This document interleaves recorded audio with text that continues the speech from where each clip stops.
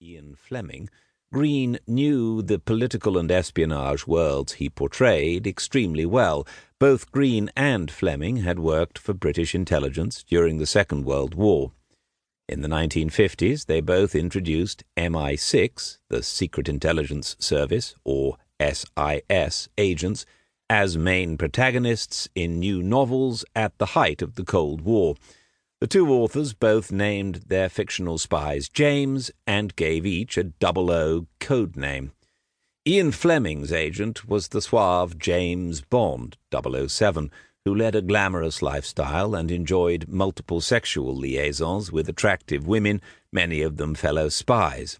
Beginning with his first appearance in 1953's Casino Royale, which kicked off a long series of novels, Bond drove a Bentley, among other classic British cars, and drank shaken, not stirred martinis. Graham Greene's fictional protagonist, on the other hand, is the austere James Wormold, Agent 59200/5. British intelligence services employ him as their man in Havana, where he has lived alone with his teenage daughter Millie since his American wife abandoned them. He has a limp, drives an ancient Hillman, and his only extravagance is the frozen daiquiri he drinks at a street bar every morning with his German friend Dr. Hasselbacher. Meanwhile, the local police captain, a sadistic torturer on the payroll of the island's ruthless dictator, is trying to seduce Wormold's 16-year-old convent school daughter. Plain James Wormold was the antithesis of debonair James Bond. Wormold's spy persona owed something to Greene's own Second World War experience in the Secret Intelligence Service, first in the forlorn outpost of Freetown in Sierra Leone, and later at a Mayfair desk working under notorious Soviet mole Kim Philby. Greene later drew on episodes from his SIS work and the impending Cold War in his espionage fiction. The odd-sounding name Wormold mimicked the name of one of his romantic rivals, Brian Wormold. The former Anglican priest competed with him for the attentions of Catherine Woolston, Greene's American-born goddaughter and his mistress between 1946 and the late 1950s. The name itself conveys the decay and disorientation of an old worm, a mouldy worm, or the worm, aka spy, that turned.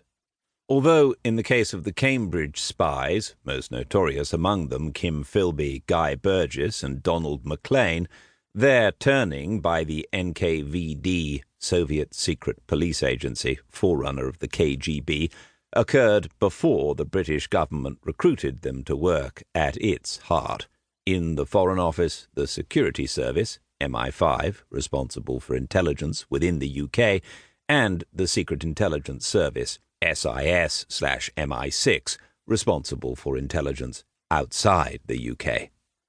Ian Fleming's James Bond caught the attention of the mass-reading public.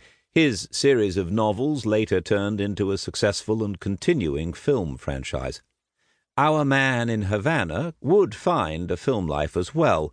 Just 6 months after publication, film director Carol Reed and screenwriter Graham Greene arrived in post-revolutionary Havana to shoot a black-and-white adaptation of the novel. This was the same directing/screenwriting partnership behind The Third Man, the critically acclaimed 1949 film set in post-war Vienna. Famed for its resonant zither music score and a memorable performance from Orson Welles, The Third Man was a classic of film noir.